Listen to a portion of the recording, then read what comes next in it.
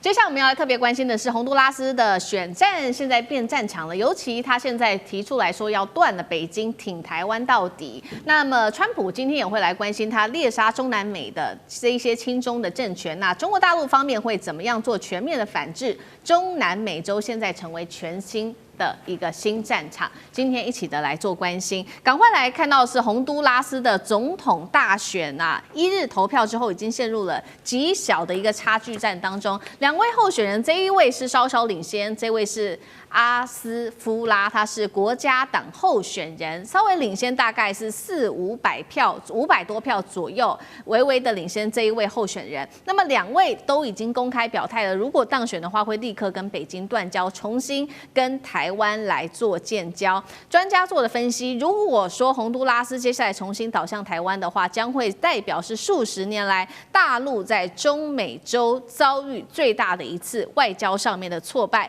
彭博甚至說台灣有望罕見的這一次啊，可以戰勝北京。不過台灣民眾現在反酸，就算你洪都拉斯想要來回頭跟台灣做建交，但是呢，他們覺得說你根本就是翻臉，比翻書還要快吧？說洪都拉斯，你還是把你的債務先還清再說吧。我們趕快來看到的是，過去洪都拉斯他在外交上面到底有什麼樣子的一個表態？2023年的時候，現任的這個洪都拉斯的總統卡斯楚，他突然間倒向北京，於是就是跟台灣斷交了。他當時的說法是這樣，他說中國大陸啊可以為這個洪都拉斯帶來非常多的投資跟貿易的一些全新的商業機會，結果沒有想到後來呢，這2年之內，他發現了北京並沒有如當時承諾的購買大量的洪國的這個白蝦，引發的洪國非常的不滿，他們認為說這個經濟表現，包括了貿易逆差持續的擴大導致這個洪都拉斯經濟表現不好，反而是呢，當初跟台灣斷交之後，這個白蝦出口一口氣暴跌了67%，造成相關產業至少1.4萬人失業，所以他們決定不想要再繼續的跟中國建交，要轉向台灣。這是2位候選人針對於大陸的最新批評。好，洪國表示，北京你自己承諾跳票，導致我們洪國經濟重傷，這樣子的話，會不會成為中美洲接下來斷交潮的一個反轉點呢？北京金援外交現在在中美這邊受到一些挫折嗎？大使怎麼解讀？對，當然這次很可能這個邦交它又會產生逆轉了。不過你要說是什麼一個大的一個成就或者大的一個反轉，其實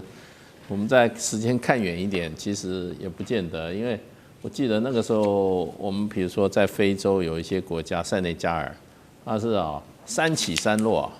對，它過幾年它就把邦交轉移到大陸去，再過幾年又轉回到我們這邊來，再過幾年又轉到大陸，3起3落。這類的國家還不少，那目的是什麼？目的就是錢。所以我覺得這個國家如果決定錢比較重要的時候，經濟最重要的時候，那他可能一定考慮這個，因為邦交對他們來講的話，實質意義大概也沒有那麼大。對，實質意義如果邦交能夠換成現金的話，他會覺得可能這個邦交是比較重要的。那我現在就在想說，如果說那他們選上的新的總統要開始跟我們談的話，他大概開口會是多少？以目前行情的來講的話，那事實上我們上一次在這個立陶宛沒有邦交，花了12億，12億美金，對，12億美金。那你這個是邦交的話，那可能他會認為，因為這個行情他們很清楚的，這個都是公開的。雖然我那時候說12億的時候，那個時候他們不同意，他說我那個是成立中美是什麼中歐基金會，你要查一下那個中歐基金你都給了哪些國家？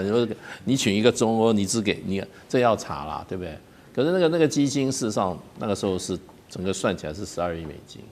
那我覺得就是說洪都拉斯他們應該不會不知道這個數目，那也就是回過頭來就變成我們可能要掏多少錢的問題。那對大陸來講的話，當然它比較難守住。因為就變成就是說，我們現在好像只有15個嘛，還是14個邦交，我都搞不太清楚。所以我們要照顧的只有14個或到15個這個國家，就是說我有這麼多的錢，我這個分的時候只有15個人來分。那大陸它有160幾個，160-170個，他要分錢的時候，它是比較困難的。所以它的戰線比我們長，我們戰線是比較短。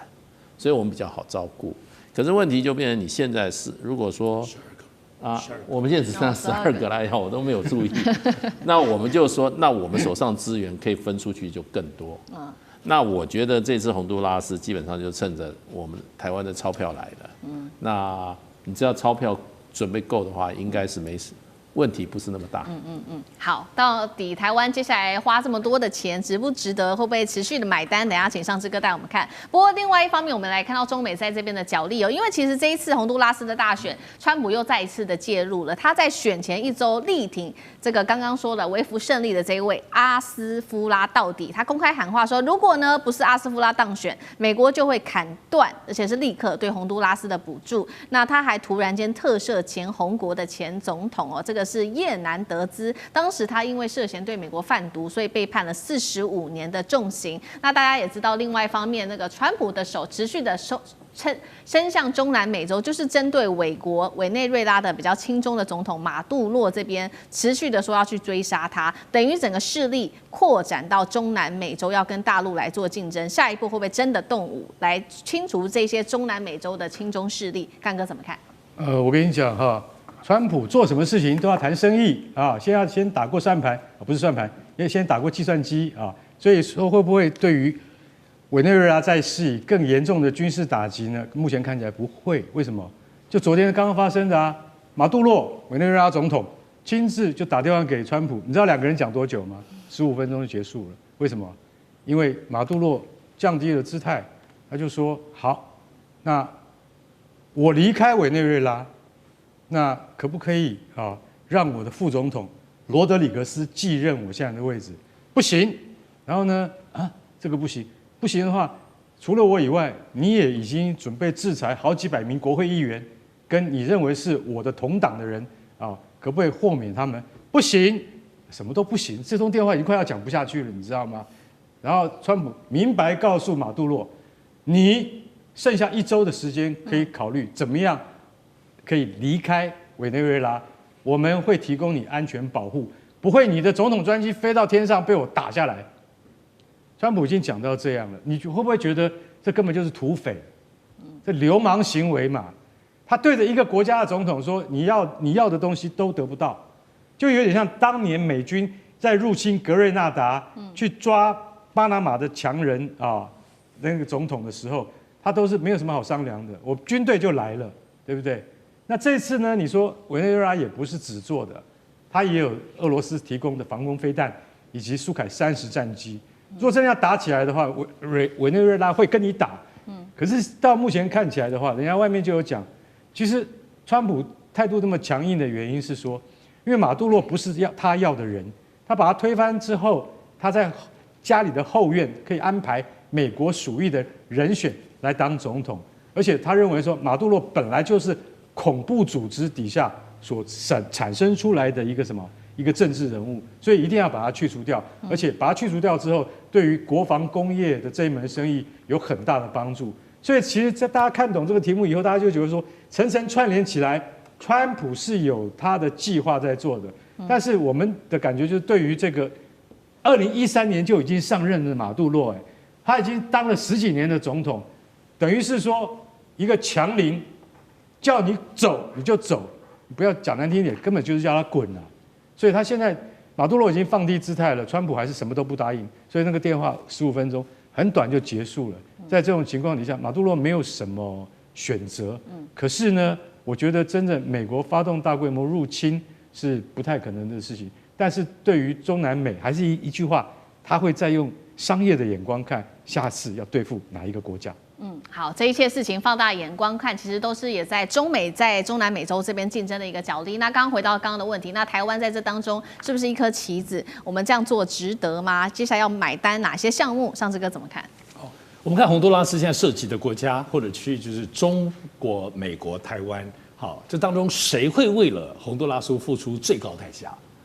當然是台灣。只剩12個這個建交國能夠突破一個是一個，而且可以拿來做大外宣。當然先東講西講，當然就像剛剛其實大使所提到，我想中國大陸其實在面對洪都拉斯的這幾年的部分很多的要求，其實我們也都有輾轉聽說。因為為什麼這樣講？因為洪都拉斯因為太小了，它並不是個很大很大這個資源國家，甚至像中南美洲、巴西、阿根廷都沒有辦法比。所以它能有的就是包括剛剛講農漁牧的相關的一些產品，特別是白蝦。可是你要白蝦在中南美洲供應中國大陸多得不得了。但這裡有個麻煩之處，因為畢竟白蝦不是像大豆這些戰略物資，所以大豆那些是由中國大陸的中糧是由國企收購的，所以白蝦沒有辦法國企收購，它只能還是民間收購。可民間買洪都拉斯的東西，都傳說洪都拉斯白蝦沒有厲害到爆炸，別人其他地方都還有更好更便宜。所以作為這個經濟市場當中來講，由民間去驅動這件事情，你說其他的投資建設，我們都知道他們也要蓋什麼運動場啊、醫院之類的，過去跟台灣不都這樣，然後連帶的有些工程就有很多貪腐嘛，不是嗎？可中國大陸現在對於外交建制當中，如果涉及到所謂的那邊的這個政治團體當中有涉及貪腐，他們也都是有所切割的，跟過去給你錢你們愛貪腐隨便，中國大陸現在不太一樣嘍。所以一方面美國的勢力控制洪都拉斯，可美國就是便宜零成本就控制你洪都拉斯嘛，那所以可是中國大陸在洪都拉斯自己內部的所謂的這個政治的部分的動盪，或他們還終究不是一個長久持久穩定。這一次你看三方出來部分選舉，就像大致剛剛講的，一下這個一下那個，所以這裡頭這個變動性我覺得中國大陸並不會像過往無止境的為了要打壓你台灣的外交狀況，所謂付出極高的代價。我覺得這些年中國大陸也改弦易轍了。因為現在中國大陸的 G2 的大國外交，這些小國家本身來講，雖然會爭取要控制你民進黨的部分的所謂的外交的突破，但是不會為了這個東西而犧牲掉整個現在中國對於全世界對抗的這個大的戰略布局。不是小錢的問題，而是在習近平對於貪腐這件事情，如果給你的錢給貪腐，現在這種國際原則不只對中國國內，包括在國際上也都是。所以我覺得現在看起來應該沒有意外的話，如果真是選上當中，台灣就會付出無止境的代價。你們裡面貪腐隨你們的便，只要能夠贏得外交，再攻下一城，而且重新拿回來。可以說，你看跟中國沒事，完全無利可圖。然後你要重新跟台灣建交，至少可以賺一把。剛剛大致講超過12億美金。